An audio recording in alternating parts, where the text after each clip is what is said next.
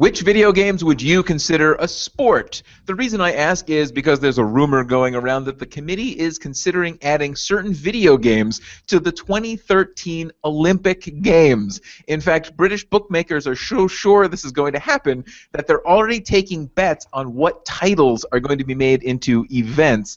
So far, Counter-Strike, Dota 2, Hearthstone, and World of Tanks are all in contention. What do you guys think? Are video games sports? Is this crazy? And if they had to add a video game, which would you want them to add?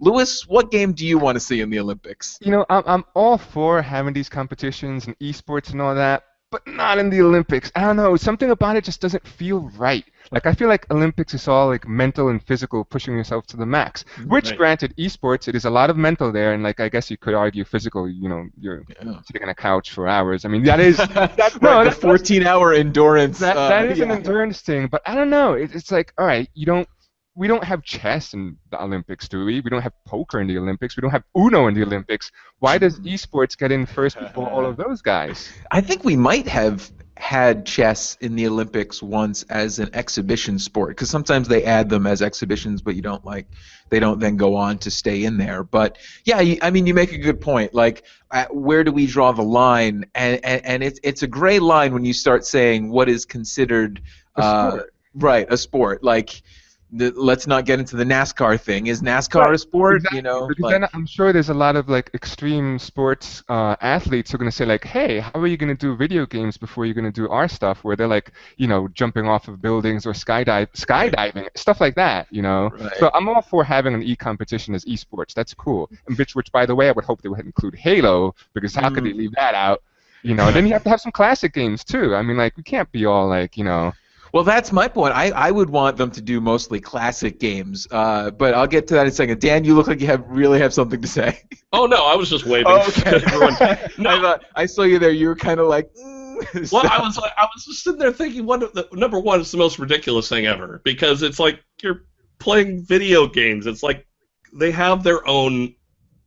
Look, Olympics. I sweat a lot when I play video games, so that's what makes it a sport. Yeah, you just. But I think if I was going to have to pick a game to have in the Olympics, I would either want Angry Birds, but played in real life, like you actually chuck birds at pigs. I think I would totally watch that. Or Candy Crush, because Candy Crush. Real life Candy Crush, where it's just a hammer. Candy. And you I want a 250-pound piece of candy dropping on somebody. I think that would be awesome.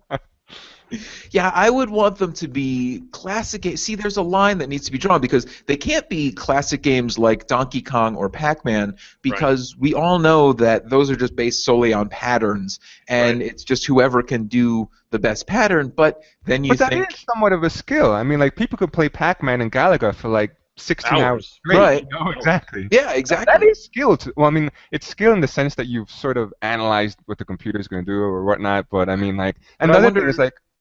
how much randomness is in there. Like, once you get the pattern, it's not like throwing a javelin where, you know, your muscles may not perform at the same rate. I mean, it could be argued that they should perform at the same time at these world-class athletes, but, yeah, I don't know. Well, I mean, if you look at if I was going to put a game in there, I mean, in all seriousness, it would have to be something that required skill, like a first-person shooter, like the time I got beat up by Fatality. It's like, that cat was good.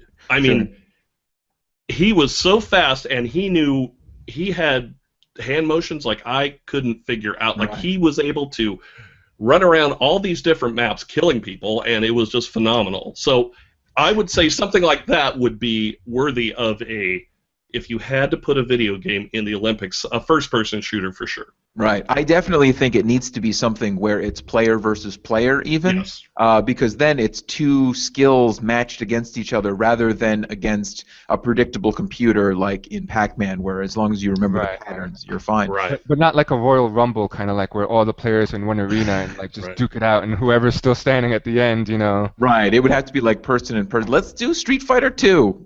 Bring it back to a classic, you know, and they have to bring their own quarters. And that's the other thing, like, all right, so like we've mentioned a lot of classics, and they already seem like to have a list of a couple of the games that they'd like to see, but like, who's to say that by the time, 2030 or whenever? Yeah. Who's to say by the time 2030 comes around that those games will be classics, that people will still care. Like right now, we could say like, right, it looks like Halo's going to be a classic, right? But it's still up in the air. I mean, people love Halo, but Right. it means by 2030 we're going to be on what, Halo like 20 or something like that. You know, Right. still people are still going to care about it. Right, and if you choose one of these games, you're always going to have to be updating because this is a modern game. Or is it going to be like Dota 2 for the rest of time? Everyone's going to continue to play Dota 2, and if you do have to change it every Olympics, then I mean it's going to be a bidding war, right? It's essentially going to come down to EA paid the most to use their game in it. Is it really the most competitive, or is there an independent board evaluating games? If so, I would like to be on that board. Absolutely. Where I just get to play like an Olympian all day. You know? What was that old video game where you flew an ostrich around and laid eggs and dropped on people? Joust. That was actually one of my Joust. I was going to suggest that because that's player versus player, but then there's also random elements that are also trying to fight you. So if it's like best 2 out of 3 of 3 Joust matches, Joust would be great. Joust would be great if they did it like real life. Like you actually had to fly an ostrich and make it lay eggs on people. That is a skill, my friend. Well, that's our 2 cents. What's yours? What video game should be included in the 2030 Olympics? Tell us your thoughts in the comments below. For DealNews.com, along with Dan Ledbetter and Luis Ramirez, I'm Jeff Summergy. Goodbye.